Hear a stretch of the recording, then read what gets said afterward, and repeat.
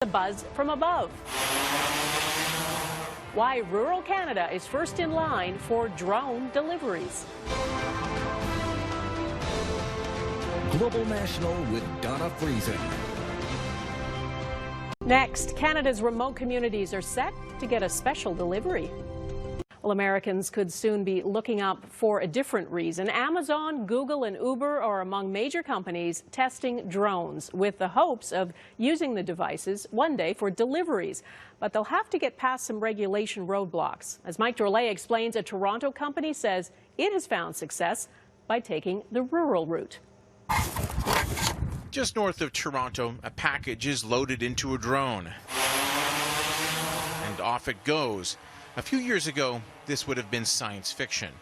That future is now, and will soon be carrying sensitive packages from one end to the other of transportation logistic company DSV's massive warehouse. We would normally have to have forklifts, different people involved in this moving of a package from point A to point B, where the drones will be much quicker and safer. Commercial use of drones has been mostly promise, with little delivery.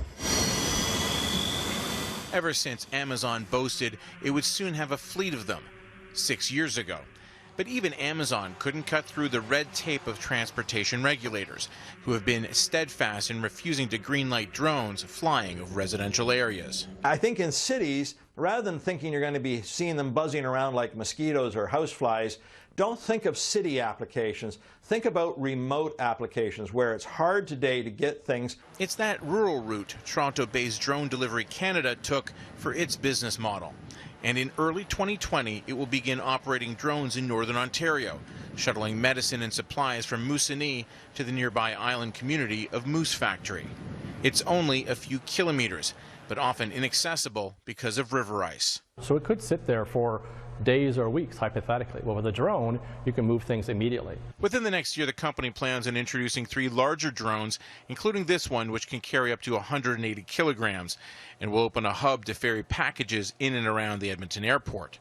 CEO Michael Zara says they need to crawl before they can run, although he believes deliveries within cities isn't as far off as some would think. So a few years ago we couldn't fly over roads, or a few months ago we couldn't fly over roads, and now we can. So we will see a relaxing and evolution of the regulations over time. When that day comes, operators will be monitoring the computer-controlled units from this single GTA command center. Home deliveries of Black Friday deals are likely still years away, but remote communities no longer have to dream. Drone delivery is finally real. Mike Drolet, Global News, Toronto.